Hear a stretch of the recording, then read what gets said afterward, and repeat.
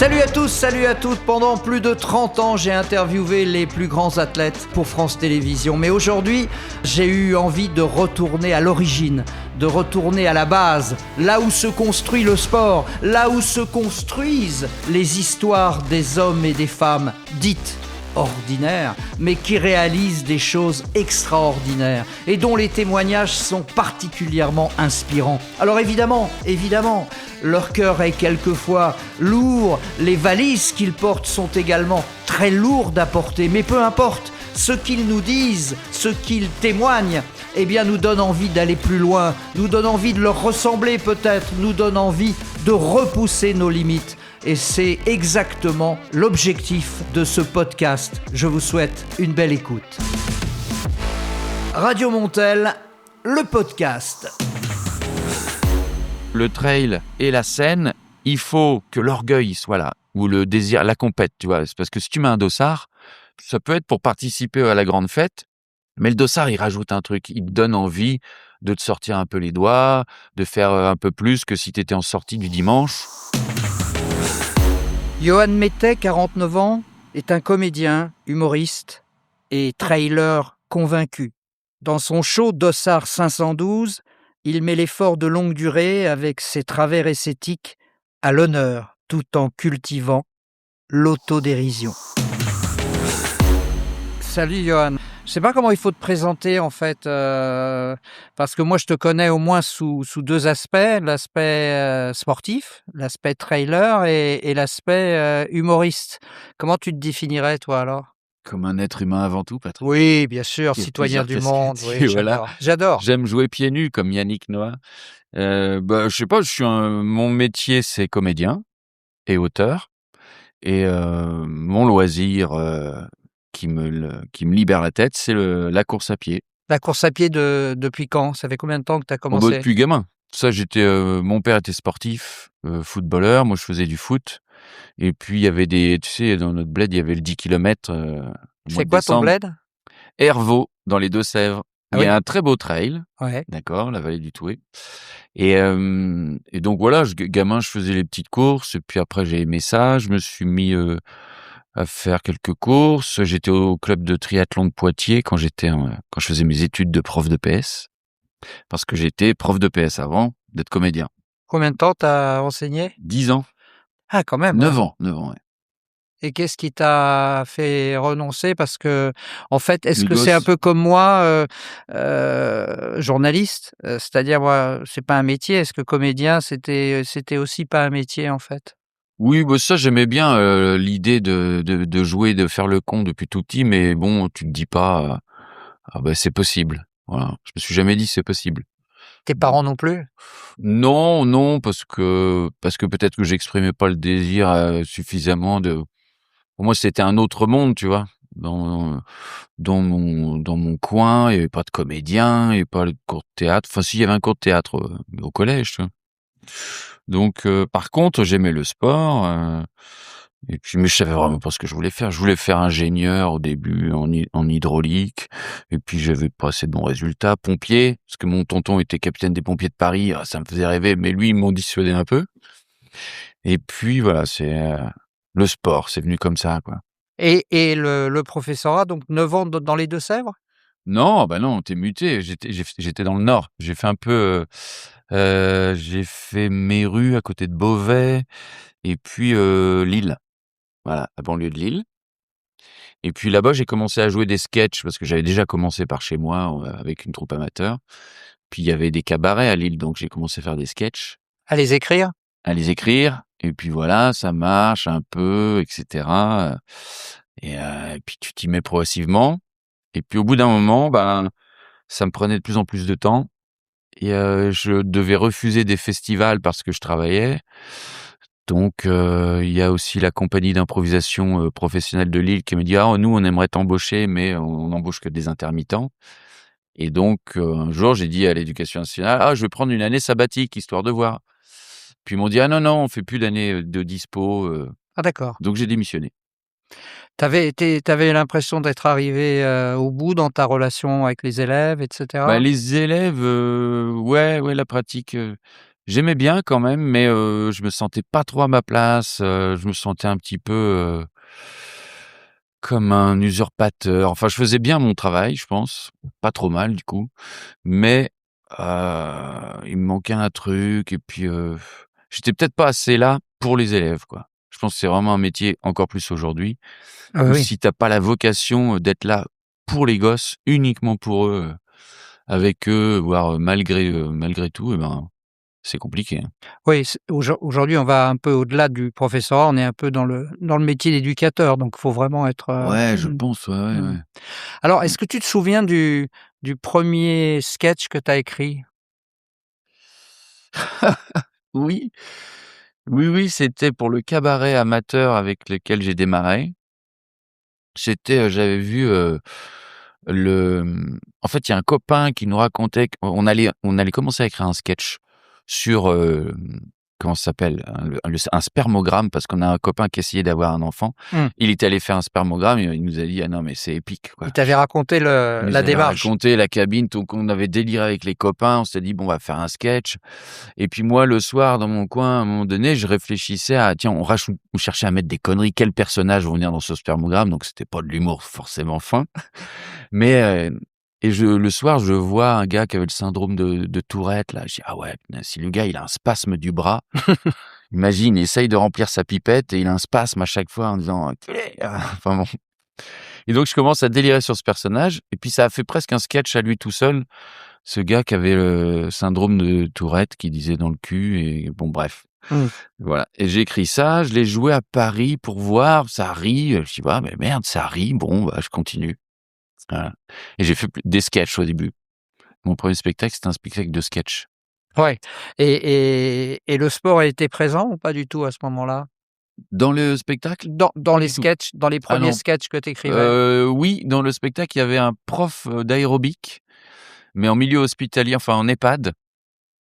Donc on voyait ce prof d'aérobic en EHPAD qui essayait de faire vraiment de la gym tonique à des prothèses, des poches-urines, bon bref.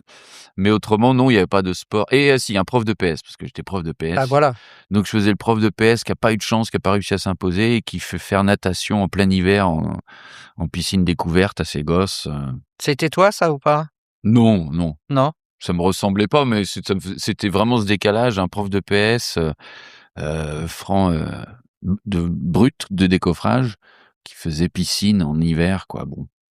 Parce que quand on écrit un sketch, en général, on se raccroche à une scène qu'on a vécue, qu'on caricature, qu'on détourne. Mais C'est pas ça là, ta moi démarche, non? c'était pas ma démarche à l'époque.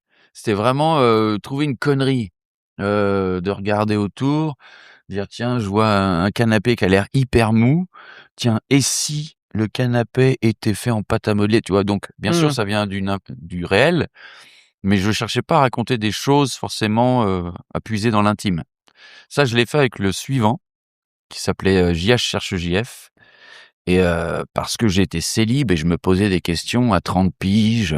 Mais comment ça se fait que j'ai pas de nana, quoi, et donc je me posais des questions et ça m'a amené à écrire plein de pistes et donc là, j'ai fait un spectacle à fil rouge sur la quête du grand amour. Oui, mais là, ça va bien, c'est bien par rapport à ta propre Et là expérience. là, c'était vraiment, je partais de moi en disant, ce questionnement, et le pote avec qui je travaillais à l'époque en impro, il me disait: «Beh, parce que tu te poses trop de questions justement». Bon, bah, je vais les poser les questions dans un spectacle. Donc Mmh. là, je suis vraiment parti de moi. Tu étais ton propre thérapeute et quelque part tu caricaturais ta démarche, ta recherche, ton Oui, c'est là où j'ai vraiment commencé à me dire: «Bon, bah, pour se marrer, faut que je me marre de moi-même et de mon questionnement, de mes prises de tête, de mes croyances, de mes trouilles». Donc ça a été le début vraiment de dire: «Tiens, l'autodérision, c'est quand même pas mal». Parce que dans l'autodérision, il y a l'universel aussi, et quelqu'un qui se prend peut-être pas la tête comme moi sur, qu'est-ce que c'est aimer vraiment, va quand même se reconnaître dans les questionnements. Mais je me posais même pas la question à l'époque, c'était encore. à l'époque, il y avait pas les plateformes de rencontres déjà aussi? Ah non, là, c'était en 2004. Je sais pas s'il y avait, Non, je il y pense avait pas. peut-être, c'est quoi le plus classique là, Ah bah, c'est l'origine, c'est le Chasseur français, ça existait déjà et après Chasseur français? tu as pas connu ça? Mais c'est un magazine ça, non? C'était un magazine, après il y a eu les annonces du Nouvel Observateur et Mmh. cetera et tout ça. Tu as Ah connu bah, ça? ça, il y avait déjà les nouvelles, ouais, mais il y avait pas les plateformes. Non. Par contre, je savais pas que Chasseur Si, français. si, c'était la base. C'est C'était la rigolo base. qu'un bouquin qui C'était, s'appelle Chasseur français, oui, alors femme, bien sous tout rapport, recherche, jeune homme bien élevé, oui, enfant accepté, et cetera donc si, si, c'est parti de là, ça a toujours je existé, vois bien les sûr. annonces, quoi. Ouais. 22 longs rifles bien chargés, je cherche cible. Oui, ça, c'est l'impro qui te rattrape C'est trop et ça. donc on en arrive à cette écriture, ce monde du trail que tu as découvert quand, toi? Parce que là, pour l'instant, on parlait de de Eh de de ben courses normales, eh quoi. ben, en 2005, je suis encore prof et un collègue à moi, prof d'arts plastiques, un jour vient me voir, il dit: «Ah toi, tu es coureur?» et ça faisait 3-4 ans que je courais plus. J'avais arrêté les marathons, triathlons Pourquoi? parce que j'étais dans le nord, ça me faisait un peu chier de courir, Il faisait trop froid. humide Cela surtout. dit, dans les Deux-Sèvres, il fait pas trop chaud non plus, mais Non, c'est pas un climat idéal non plus. Non, mais je m'étais mis, je m'étais mis au théâtre, donc le tu soir, faisais plus du tout de sport? vraiment là en 2003-4-5. Si, peut-être en 2003, c'était mon dernier le marathon du d'ailleurs, ça avait été un choc psychologique, le marathon du Mont-Saint-Michel. Pourquoi le Je crois que c'était en 2003. pourquoi Ben, psy il faisait très chaud, on était partis à 9 heures du mat et à 9 heures du mat, on transpirait sur la ligne de départ. Tu fais: «Putain, ça va être chaud» et je pars avec les copains. Et à un moment, je m'arrête pisser, je dis: «Je me mets sur mettez-vous sur le côté gauche, je m'arrête pisser». Donc tu sais que quand tu t'arrêtes pisser, c'est 45 secondes, 1 minute. Ouais. Donc après tu reprends, tu calcules. Bon, ils étaient à 13 à l'heure.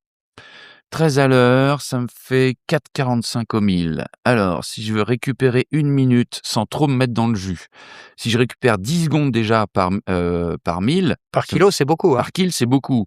Donc 5 secondes, ça veut dire que je les récupère que dans 10 bornes. Ah, j'ai non. Ah non, je me grille, je me fous à 15 à l'heure et puis après je proposerai de faire une pause. Putain, je me mets à 15,5 à l'heure. Je double, tiens. Au bout de 3-4 bornes, je les vois pas. Je fais: «Ah là, qu'est-ce que c'est que ce bordel?» Et puis eux: «Ah ben non, c'était décalé. Je pensais que tu allais nous voir». Bah non les gars, un Ah, tu marathon, les as passés sans t'en je les ai apercevoir? passés sans m'en apercevoir, donc au SMI, bon, je rétrograde, je suis repassé à 13, mais j'étais cramé, puis il faisait très chaud. On rentre dans les terres au SMI je sais plus comment il est, le Mont-Saint-Michel maintenant et je suis arrivé, déshydraté total. Mais tu as terminé le marathon quand même? Ouais, ouais, ouais, ouais, mais je sais plus, en 3h20, un truc comme ça. Après ça a explosé, quoi et heu et j'arrive et là, ça crampe dans tous les coins et surtout, tu as le cardio qui fait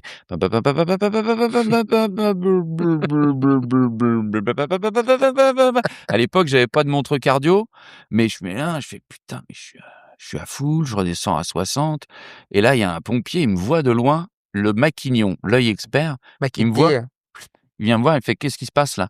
Je dis: «Ah, je soif, machin», il va chercher de l'eau, il me dit: «Tu bois ça», il me met une pastille, «Tu bois ça, là, tu as 30 minutes pour boire ça» et en effet, je bois ça passe mieux. Puis après, je le revois, je fais: «Putain, j'étais pas bien». Il me dit: «Ah mais là, hein, tu beau avoir 25 ans, 30 ans, je sais pas quel âge tu as», il me dit: «Mais tu peux faire un arrêt cardiaque, hein, parce que tu as en hyponatrémie totale» et le cœur, il montait, il descendait. Donc j'ai appris ça là et ce jour-là, il y a eu un décès d'ailleurs. «Ah bon?» Ouais, un mec un peu plus âgé, mais et je crois que l'année d'après, je sais pas, faudrait faire un fact-checking. Je crois qu'après, ils l'ont passé en soirée.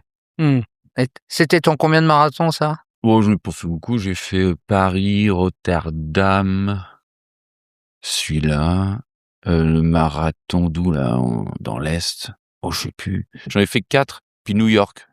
Ah! New York parce qu'on a été invité par, Dominique Chevellier. Ah oui. J'embrasse parce qu'il doit être dans son EHPAD à faire des petits Oui, footings en déambulateur. il a été intégré Ouais, ouais récemment là, et oui. il court super en déambule, hein, Chocho. Ouais, Et c'est lui, il m'a dit: «Ah tiens, je bosse avec Thomas Cook, ça te dirait?» et donc on a été invités, ouais.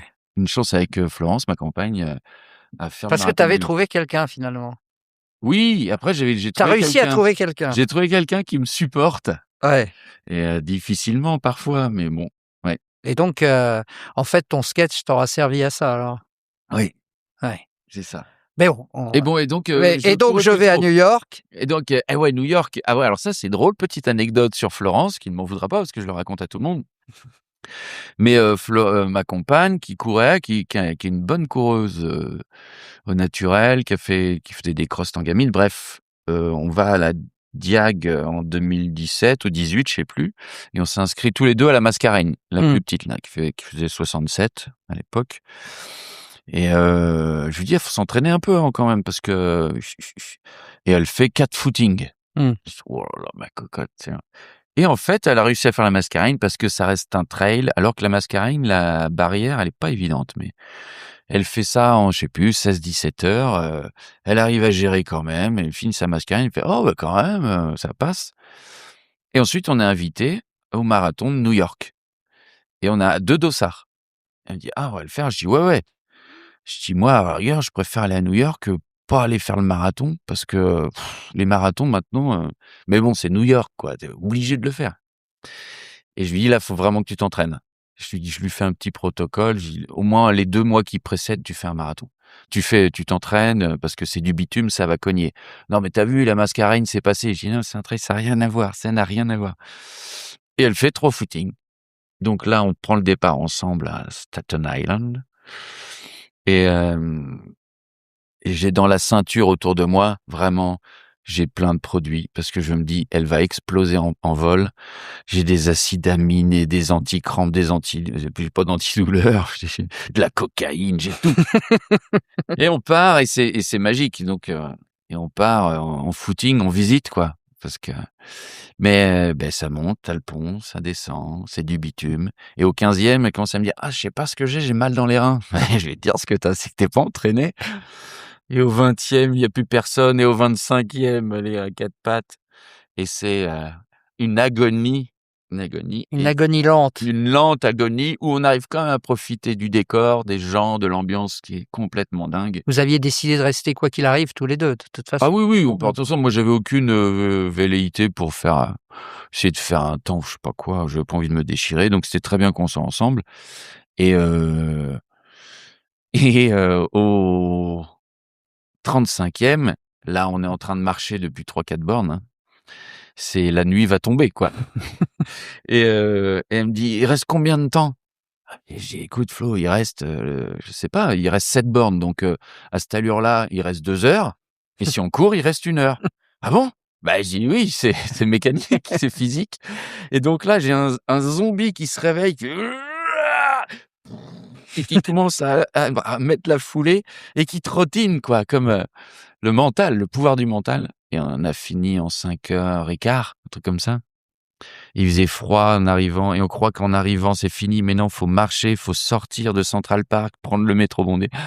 Et donc j'ai couché un cadavre dans l'hôtel et que j'ai récupéré le lendemain matin dans la même position, la même tenue, sentant la sueur malade. Et est-ce que ce marathon de New York t'a laissé, comme tous ceux qui en témoignent, des souvenirs très Ah ouais, ouais. au-delà de ce que procure un marathon ordinaire, je dirais? Oh ben en fait, moi j'ai pas vraiment couru parce que j'accompagnais une personne déficiente. J'espère qu'elle écoutait le podcast. Non mais on trottinait. Moi ça m'a vraiment cassé de courir à cette allure-là, En dessous. de partir à, je sais pas, on partait à 10-11 à l'heure, et puis après on a rétrogradé encore, et c'est usant. Mais on était dans ce décor de New York qui était dans un film, hein, c'est ce que tout le monde dit. Vraiment, on avait visité la veille. En plus, on était fatigués parce qu'on s'était dit, on est là 4 jours. Autant en profiter. La veille, on a fait 25 bornes à pied dans New York. C'est pas la même c'est pas la meilleure prépa possible. Non, c'est pas idéal. Mais oui, ce qui m'a vraiment marqué, c'est que, et Chocho nous avait prévenu, c'est que t'as du monde tout le temps, partout, et d'un seul coup, paf, tu passes un angle et t'es dans le quartier orthodoxe juif de New York. Et là, il y a plus personne. Et tu croises des personnes, on n'avait pas tilté, on se dit merde, il y a un film qui est en train d'être tourné parce que on avait des personnes en costume traditionnel, tu vois, juifs orthodoxes, et des enfants qui étaient là sur des marches d'église qui chantaient un truc bizarre. Ah, je dis l'ambiance vraiment, et c'était surprenant. Tu fais tout le quartier comme ça, tu sors du quartier et ensuite t'as à nouveau la foule et tu passes dans le quartier ensuite un peu plus loin. Juif moderne, on va dire. Ah oui, il faut pas que je tape sur la table. T'as le quartier juif, c'est Woody Allen, quoi. Vraiment, ils parlent tous français, impeccable, machin, qui t'encouragent. Tu dis, mais c'est des Français? Ah non, c'est des Américains. Puis tu vas dans le Bronx, et puis tu longes là, je me souviens, tu as cette route quand tu remontes vers le Bronx, tu as 8 kilomètres de ligne droite Sympa. et tu la vois, quoi. Je dis heureusement que tu es pas en train de te taper la bourre parce que là, tu vois que ça vallonne un peu. T'aurais pu presque écrire un sketch là-dessus, quoi. Ah oui, oui, oui, tu peux raconter. T'as jamais écrit sur le marathon, en fait? Bah, non, parce que d'ailleurs, Flo, c'est ce qu'elle me disait, tu devrais faire des trucs sur le sport, mais euh, là, en fait, le Dossard 512, il est né de. J'ai fait l'UTMB donc en 2006. C'était quasiment mon premier trail. J'avais fait le trail de la vallée de Chevreuse le 3-4 mois avant, au mois de mai, pour voir ce que c'était un peu, tester mes bâtons. Mais c'était mon premier trail. J'ai vécu cette expérience. Après, j'en parlais. Enfin, c'est une expérience qui te change vraiment. Là, quand j'ai fini, j'étais plus le même, quoi. T'as appris sur toi. Il s'est passé des choses que t'as jamais vécues auparavant, parce que j'en ai chié, quoi. Mais c'est que 3 ans après, alors que je travaillais avec une copine du théâtre, Viviane Marcenaro, et je cherchais un nouveau thème de spectacle. Et j'étais en train de partir sur l'élaboration conceptuelle. Et elle me dit, mais pourquoi tu raconterais pas ton UTMB, là?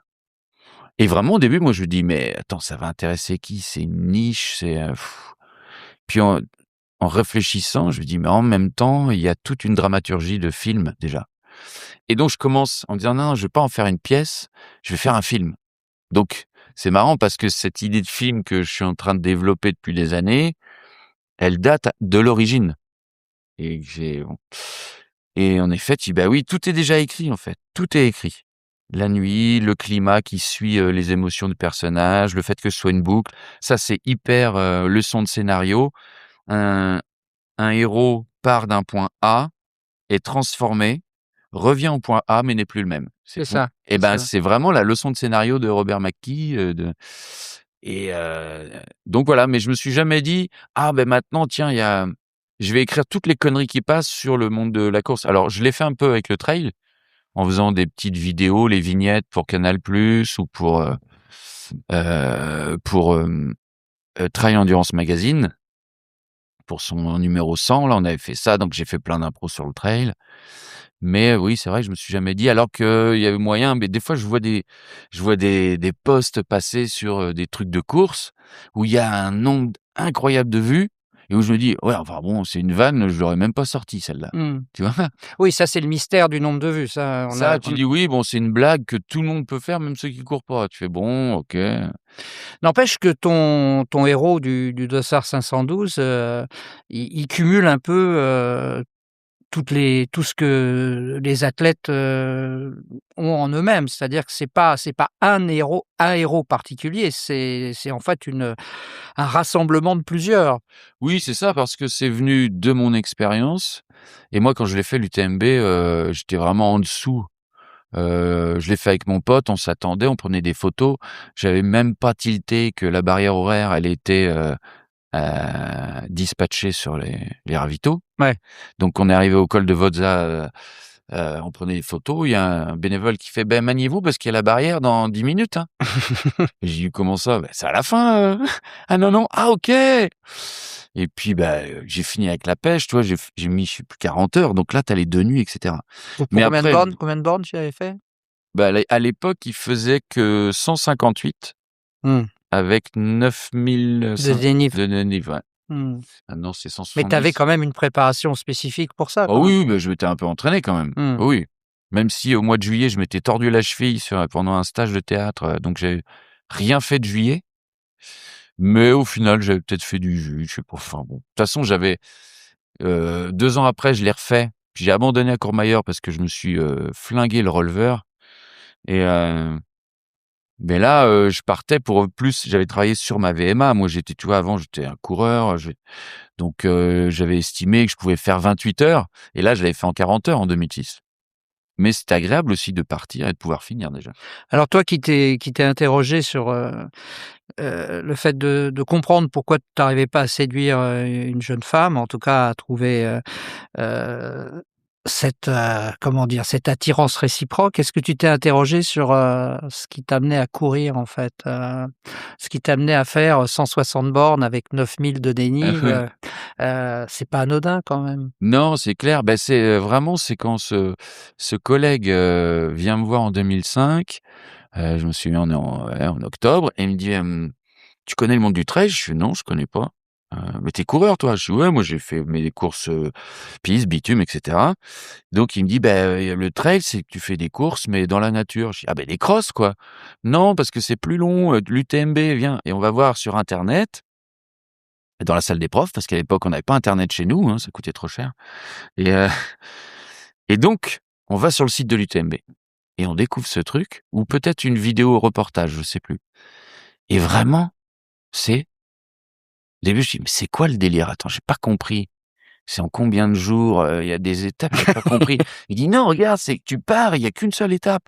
Puis je dis: «Mais c'est ouf, c'est impossible, c'est trop long, c'est» et on regarde et là et d'un seul coup, il y a une excitation, c'est celle de l'aventure.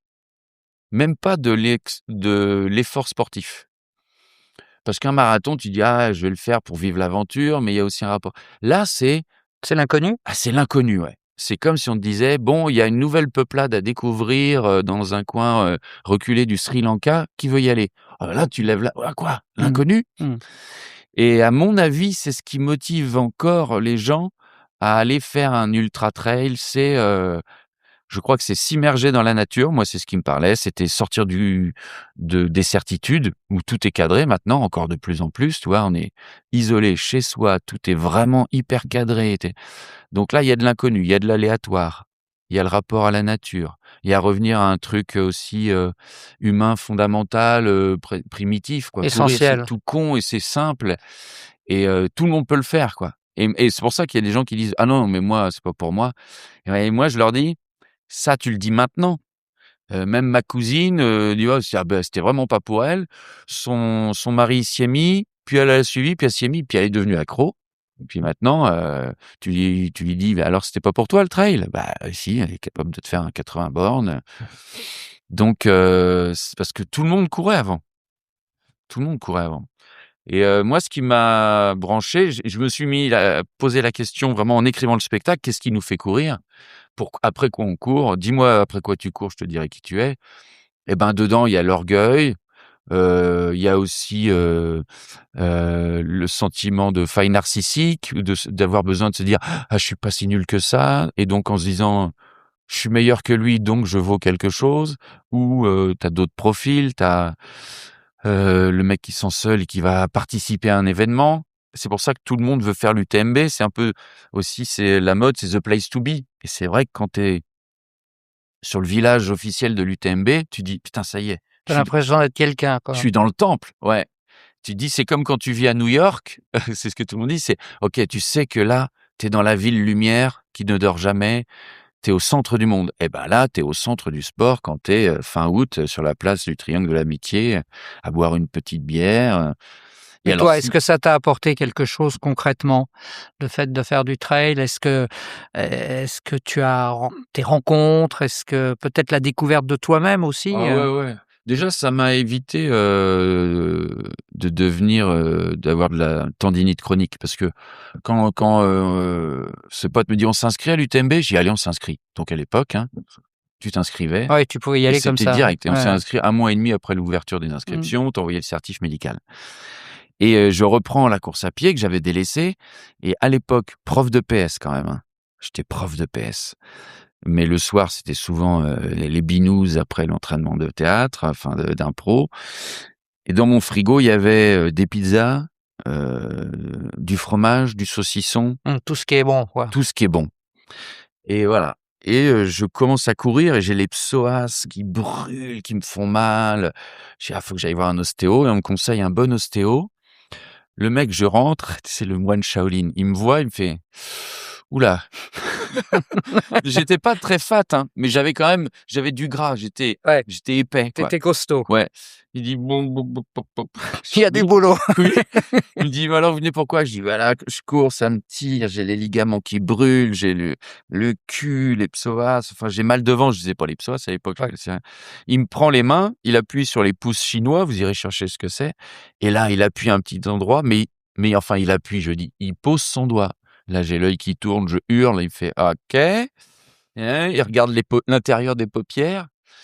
Il me dit bon, C'est pas gagné. c'est même pas la peine que je vous manipule. Ah bon? Ouais. Il me dit il y a quoi dans votre frigo?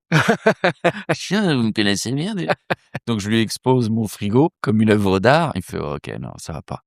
Il dit là en fait, vous avez quel âge là? Je dis bah j'ai 29 ans. Wow, il me dit oh, là vous avez le foie qui est à 2 doigts de partir en hépatite chronique. Là, il me fait vraiment peur. Mmh. Il me dit tac tac et puis vraiment ça a changé ma vie l'UTMB de là parce qu'il me dit écoutez, on va se revoir dans 2 mois. Il faut que vous fassiez une purge complète du corps là. Je dis alors c'est quoi? Mais il me dit attendez, vous êtes prof de PS, vous savez pas comment on s'alimente bien? Je dis non. Waouh, voyons, c'est bien beau. Bon. Et il me dit bah vous passez aux légumes, vous me virez toutes les charcuteries. Pendant 2 mois, je veux plus un produit laitier de vache. Je veux plus une charcuterie, je veux plus une viande rouge, je veux plus d'alcool. Vous évitez tous les sucres, tu vois, Mmh. transformés, tac, tac, tac. Vous me faites de la viande blanche, du poisson, des légumes. Vous limitez les féculents, du riz, des patates et basta. Tu l'as fait. Et vraiment, il me fait tellement peur. Et puis, au moment où je pars, il me dit, parce que là, vraiment, ça pue la tendinite chronique. Et ensuite, vous serez dans un cycle où vous ne pourrez pas en réchapper. Mmh. Il y aura des nécroses et tout. Mais il me fait les jetons. Et je dis, OK. Il me dit, on se revoit dans 2 mois, on prend rendez-vous. Et dans 2 mois, je regarde où en sont les organes. Donc, tu dis, putain, hein. Et puis, juste à la fin, je sais pas, il me dit, et puis, il faudra aller voir quelqu'un pour Pour la tête. la tête. Je dis, pourquoi? Il me dit pas plus. Je dis, voilà, il a repéré quelque chose. Il dit juste, le mec à 29 ans n'est pas stable. Ouais. Bah, faut Et dire donc, que tu avais trouvé personne encore. et non, j'étais encore célib. Ben oui, et donc, la copine qui m'avait envoyé cet ostéo, je lui dis, puis je dis, ah, putain, à la fin, il me dit, va voir un psy. Ah, ben écoute, j'ai un psy aussi à te conseiller. Je dis, bah, tu vas tous me les. Et donc, j'ai commencé à aller voir un psy en disant, bah, écoutez, je viens. Il me dit, pourquoi vous venez? Ben, je viens parce que j'ai les psoas engorgés. Et le psy qui connaît rien, fait, vous êtes le psoas, c'est le seul truc que je connais parce que c'est la décharge émotionnelle. Ah ouais. Ah ouais, ben, je dis ça, bon. Et je dis non, mais je rigole, mais le kiné m'a envoyé, il me dit, il faut que je voie un psy. Il me dit, bah, tout le monde devrait voir un psy. Et j'ai commencé une psychothérapie en même temps que j'ai démarré l'entraînement, et je me suis mis à la diète. Et ça a été un grand tournant dans ma vie, parce que j'ai tout viré.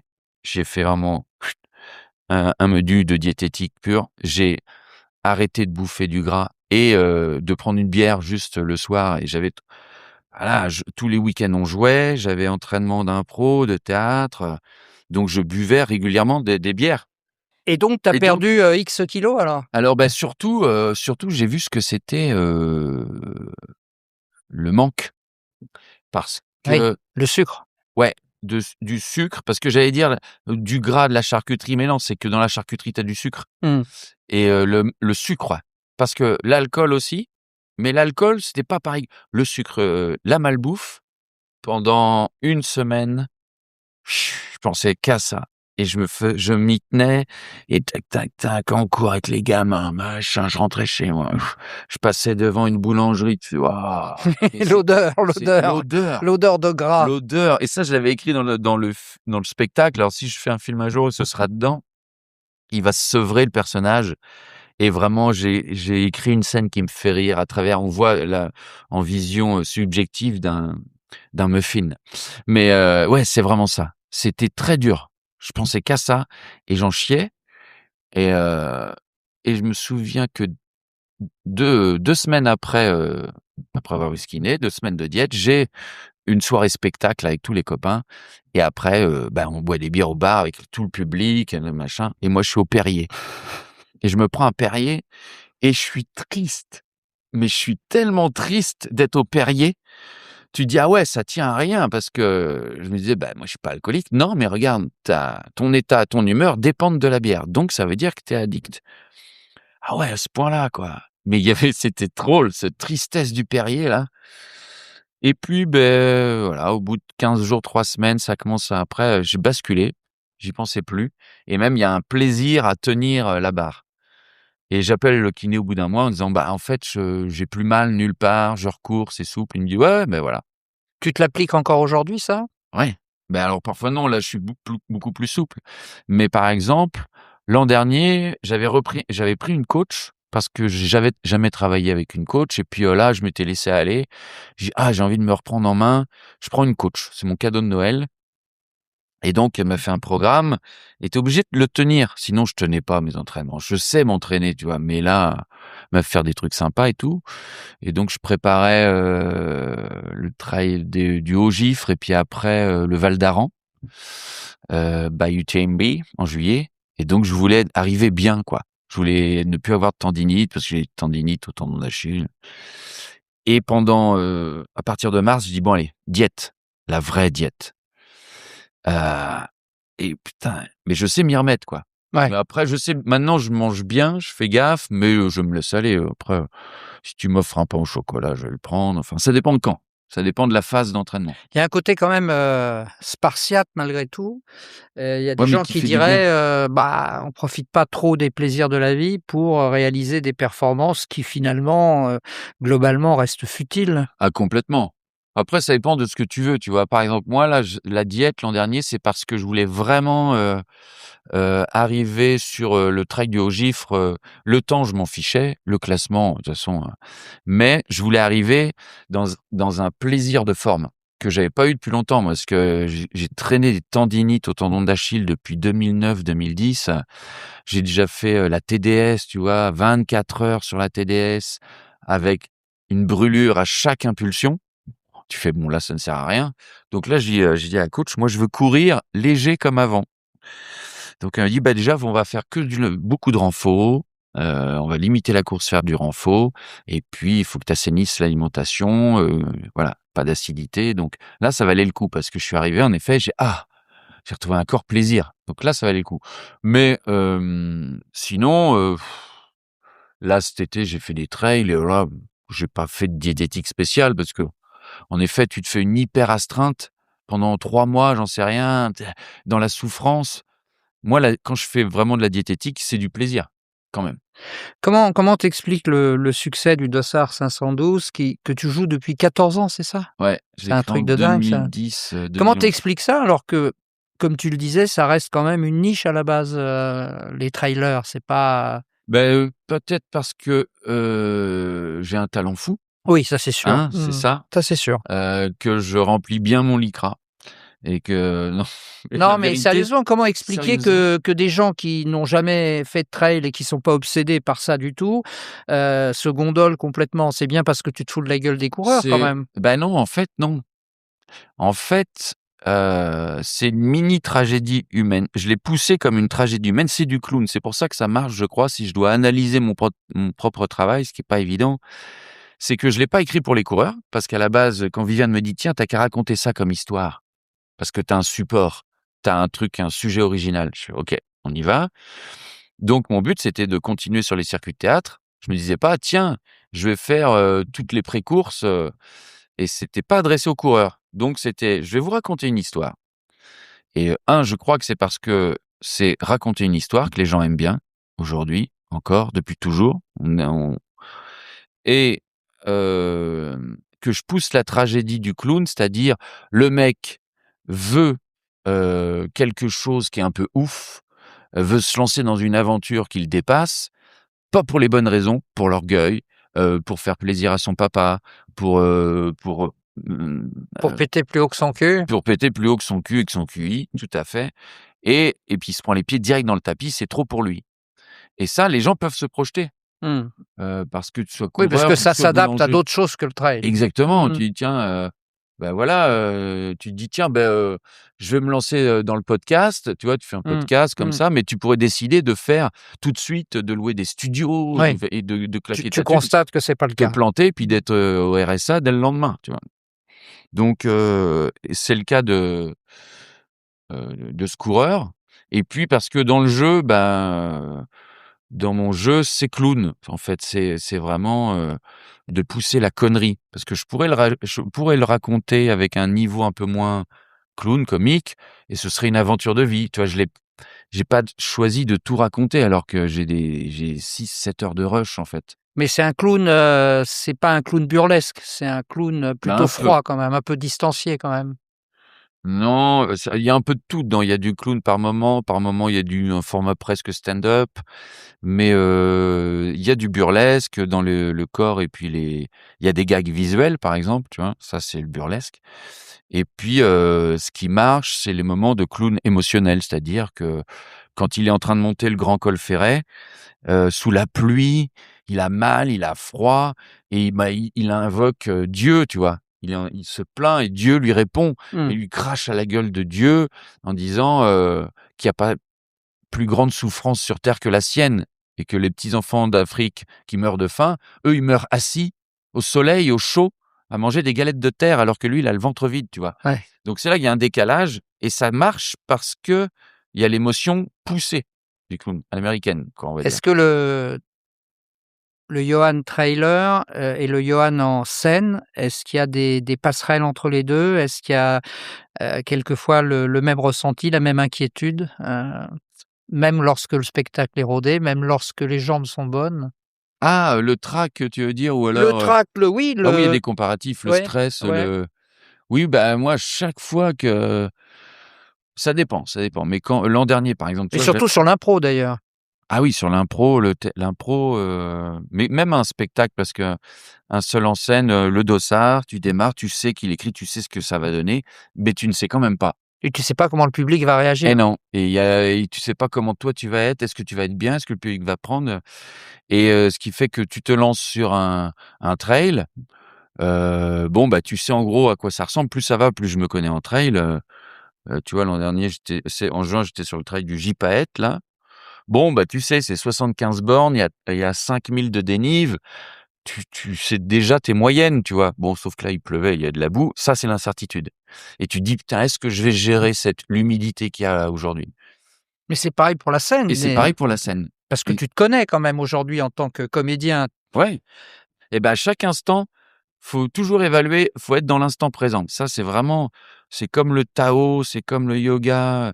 Je trouve que le trail et la scène, il faut que l'orgueil il soit là ou le désir, la compète, tu vois? C'est parce que si tu mets un dossard, ça peut être pour participer à la grande fête, mais le dossard, il rajoute un truc. Il te donne envie de te sortir un peu les doigts, de faire, un peu plus que si tu étais en sortie du dimanche, heu et tu te donnes comme excuse de battre ton copain, tu vois? Souvent c'est ça le plus rigolo même, ou de dire: «Ah, je rentre dans le top 20», ou voilà, ou de faire mieux que l'année d'avant. Tout ça, c'est des challenges dont le but n'est pas le challenge, mais de te mettre en condition d'expérimenter, Quelque chose de quelque nouveau. chose de plus fort. Comme quand tu joues au Scrabble, moi j'adore jouer au Scrabble. Si l'autre en face a pas envie de gagner, ça me fait chier. Mmh. Je dis: «Non, non, faut qu'on joue pour être au maximum de nos capacités», et c'est comme en impro, tu te fais croire qu'il y a une urgence vitale et comme en théâtre. C'est-à-dire que moi, quand je fais des formations, je dis aux gens: «Au moment où tu mets le pied sur l'espace sacré qu'est la scène, qui n'est pas le réel, qui n'est pas le quotidien, il faut que tu crois que si ça marche pas, tu meurs». Il faut qu'il y ait cette urgence vitale et un peu comme en course, c'est: «Putain, allez, j'essaye de faire le mieux possible», et en même temps, cette tension que tu mets d'objectif, cette, hargne ou cette envie, cette, fausse urgence de dire: «Il faut absolument que je rentre dans le top 100 sur cette course», alors que tout le monde s'en fout, mais tu joues à ce jeu-là, donc ça crée un moteur vers l'avant. En théâtre, c'est: il faut absolument que les gens prennent la claque de leur vie, sinon je meurs. D'accord? Mais cette notion de tension, il faut qu'elle soit pondérée par contre, je reste ouvert, souple à ce qui se passe. Et si à un moment donné, sur cette course où je vais être dans le top 100, je vois que je suis 163e, mais que tout mon corps me dit: «Ralentis, ça pue la déshydrate», et je sais parce que j'ai pas suivi cette écoute des fois. J'ai fait le bourbon avec, la meilleure forme de toute ma vie. C'était en 2014. Je m'étais entraîné, j'avais pris un coach et j'étais affûté comme jamais. J'étais sec, je faisais 69 kilos. J'avais une VMA de dingue et j'arrive sur le Bourbon et je suis 30e en passant la cabane là-haut. Et je dis putain. Et c'est vraiment, je regardais les temps, je dis le top 20 est possible. Bon, ok, t'es bien, t'es 30e, mais même j'aurais été 100e. Tu dis, ok, t'as le tempo, le cardio est bon, mais tu sais, on avait le t-shirt par-dessus, là, obligatoire, Oui. la diag. Et pour pas l'enlever dans le bloc, parce que je me dis, si je m'arrête sur le côté pour enlever le t-shirt, et maintenant qu'on a passé le premier, je vais me faire doubler dans ce single. Et je vais me faire emmerder ensuite dans la descente du chemin des Anglais, enfin, jusqu'à Salazie. Et donc, je dis, non, j'enlèverai plus tard. Et là, je tape une suée, la déshydrate s'installe, je ne suis pas assez à l'écoute. Et à Salazie, je suis Plus de son, plus d'image. plus de son, plus d'image. Je monte jusqu'à Sillaos, je fais des pauses. Et alors là, je passe de 30e à Et à 100. ce moment-là, tu te détestes ou pas? Là, t'as pas le temps de te détester parce que t'es tellement dans le dur. Tu dis, j'abandonne pas. Non, je me pose, on verra, ça va repartir. Tu bois. J'avais mis le beeper pour boire toutes les 3 minutes. Je suis monté là, jusqu'au au col des Bœufs, mais dans une lenteur incroyable. Dans le rouge total, quoi. Une vraie déshydratation. Et après, c'est revenu. Et je me suis dit, peu importe, en fait, le classement. Et arrivé au col des Bœufs, j'ai dormi, j'ai bu, j'ai mangé, ça passe un peu. Et là, mon ego, il s'est pas affolé. Il s'est dit, bon, bah, tant pis. T'as joué, t'as perdu. Maintenant, fais le trail. C'est marrant parce que là, on raconte des choses donc de l'ordre de l'impro, que ce soit au théâtre ou que ce soit dans la course. Et toi, tu parles de réaliser un film, donc cette fois de prendre de la distance par rapport aux choses. Et quelque part, est-ce que c'est pas aussi le fait de vieillir en fait que d'avoir envie de faire un film, c'est-à-dire plus être vraiment dans le moment présent, mais être déjà dans l'accomplissement de ce qui a été fait et dans une sorte de testament qui restera, quoi. Peut-être, oui. Bah, à un moment donné, je me suis dit même, ah, si le spectacle, il doit continuer parce que, tu vois, à 14 ans, moi, heureusement, je prends toujours plaisir à jouer, pas toujours, parce qu'il y a des séquences Moi, je qui t'ai vu des qui fois un sont peu vieilles. chafouin quand même, Ouais, ouais, j'ai été chafouin en sortant. Oui, Ah, en sortant parce que j'ai trouvé que j'avais pas été assez bon oui, et c'est que ça, hein. ouais. Non, mais même parfois avant, je me dis: «Oh, j'ai pas envie d'y aller». Mmh. Puis une fois que je suis dedans, ça va. Alors le film, ce serait quoi? Et le film, ah bah, je peux pas trop dire parce qu'en Non, non, plus j'ai mais vendu les droits je donc te demande pas ah oui, ce qu'il y a dans le film, je te demande l'intention de filmer. ah ouais, c'est que pas et en fait, ce serait parce que ça a été la première impulsion. Je me souviens, je prenais des notes sur, le spectacle en allant courir. J'avais le dictaphone et tout ce que je notais, c'était des images de films, en fait. C'était pas des trucs c'est pour ça que le spectacle, il est assez visuel aussi et qu'on me dit: «Ah, c'est comme un film». Je dis: «Bah, ouais, parce que je l'ai écrit en pensant à un film». Donc j'ai viré plein de pistes que je pouvais pas jouer tout seul, plein de trucs, des détails, certaines j'en ai testé plein sur le plateau, puis au fur et à mesure, je les ai jetés parce Mais que là, ce sinon serait quoi? Ce serait une fiction? Ce serait un ah oui! documentaire? Ah non, non, ou un faux docu. Oui. Aussi, on a pensé à ça une fois, à faire un mockumentary, tu sais, comme disent Mmh, les mmh. Américains. Mais moi, je verrais bien une fiction cinémascope, vraiment, vraiment, une grande aventure, quoi, mais comique. Mais Comme autobiographique? non, non, non. Non, non, parce que là, en plus, le déclencheur du personnage, ce serait différent du spectacle, parce que pour tenir un peu, l'enjeu au cinéma, il faut que ce soit un peu plus soutenu. Donc pas autobio, mais inspiré de trucs un peu comme pour le spectacle. Il y a des pistes, mais après il y aurait tu vois, tu serais sûrement dedans aussi. Ah! Non, mais c'est-à-dire en pensant aussi, une fois j'y pensais, en pensant aux copains à mettre dedans, et ben, tu trouves une connerie. Comme par exemple, faut que je réécrive avec Xavier et Thévenard et je me dis: «Avoir des guests du trail, ça Mmh. me ferait plaisir». Ouais, Alors, ouais. parce que il suffit de pas leur demander de trop jouer, quand ils sont pas comédiens, D'être eux-mêmes. pour bien les diriger. Mmh. Mais tu demandes Kylian, tu le fais venir dans le film, en Kylian plus, Jornet, il a la connerie lui. Je l'ai déjà vu faire le con. bien sûr. Heu, Pas Xavier par contre. Xavier, peut-être il a moins mais si, mais il a la connerie, mais je l'ai pas vu faire de conneries. Mais c'est Kylian, je l'ai vu en tenue de cuir, faire, se fouetter, enfin Bon, bref. ça donne envie. Heu et en imaginant, tiens, s'il y avait Xavier Thévenard, c'est quand il s'était retiré là, Bah, qu'il y a eu la maladie il de a eu le maladie Lyme. de Lyme, tout Mmh. ça, mais en plus, il y a eu son choix aussi De plus prendre l'avion. voilà Et je me suis dit: «Tiens, ça ferait une séquence, à un moment donné, notre coureur, il arrive, il est dans le dur, il est dans côté suisse», tu vois? Et dans la brume, là, il y a un maso et j'ai appelé cette séquence le maso du maso. Tu vois Mmh. ce que c'est un maso, hein? Oui, oui, oui. Ah oui.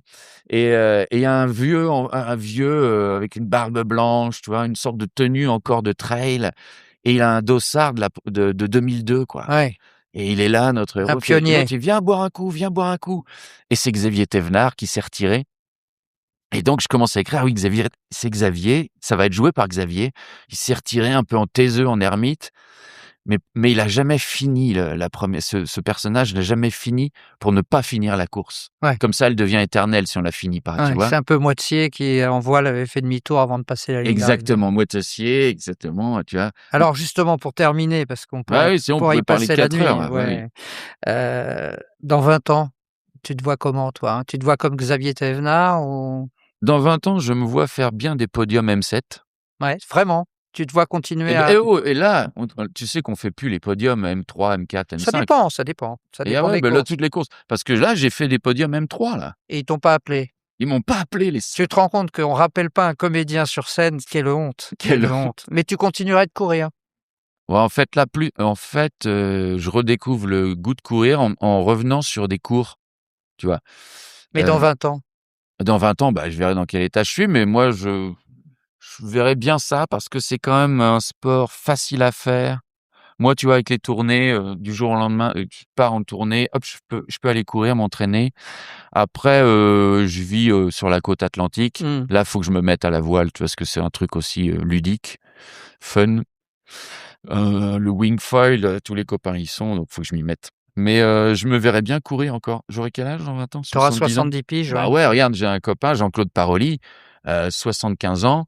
L'an dernier à la Swiss Peaks, il était avec moi, hein. Ouais, Et je j'ai pas chômé, quoi. Enfin si, j'ai chômé. Si, j'ai un peu tu as un peu chômé j'étais quand dans le même. dur, ouais. J'ai un peu chômé. Mais non, non, mais lui, il est M8, il est en pleine forme. Pourquoi 512? C'est un chiffre, c'est vraiment le dossard que tu avais à l'UTMB ou c'est un chiffre, Ah non, j'avais le alors 1407. pourquoi? Eh bien, quand j'écrivais la première version du Dossard 512, c'était presque Paulo Coelho fait du trail, hein. Mmh. C'était pas très drôle, c'était vraiment une quête de l'identité. Et tu vois, il allait au fur et à mesure, les ravitaux, je passais, il y avait 3-4 ravitaux et à chaque fois, je les jouais différemment et au bout d'un moment, là, le ravito, c'était sa tante, c'était tata Liliane qui voulait le faire manger, mais qui lui donnait, de la culture. «Tiens, reprends un peu de Michel Sardou». «Non, j'en veux plus, C'est j'aime ça la beaucoup». culture? Ben non, mais Non, mais c'était c'est intéressant, c'est c'était un vrai intéressant, hein. cliché de Ça campagne, tu sais, on écoute Michel Sardou. Alors j'adore Michel Sardou, oui, c'est j'adore les peut-être pour chansons de ça, ouais, Michel ouais, ouais. Sardou, c'est comme un putain de chanteur et ce qu'il dit à côté, j'en ai rien Non, à non, non, foutre. c'est un très, très grand chanteur, hein. Il y a des chansons de dingue, des chansons de gauche, alors c'est pour ça que ça me fait rire maintenant quand tout est tout compartimenté, mais bon bref. Non mais tu vois, il était ravitaillé avec la culture dont il devait se détacher dans cette course et c'était une quête identitaire.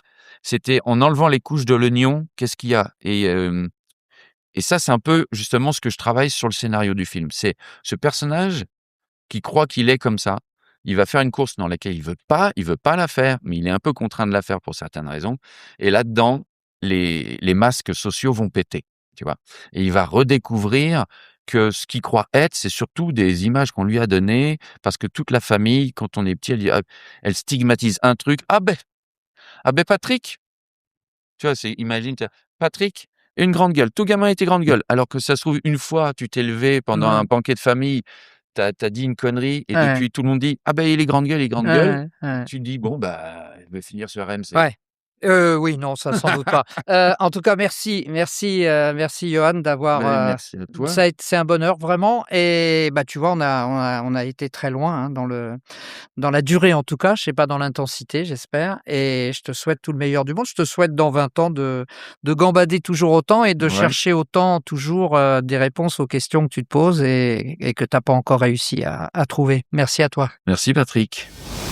Voilà, j'espère que cet entretien vous a inspiré. Je vous donne rendez-vous la semaine prochaine avec un ou une nouvelle invitée. D'ici là, portez-vous bien et abonnez-vous. Alors peut-être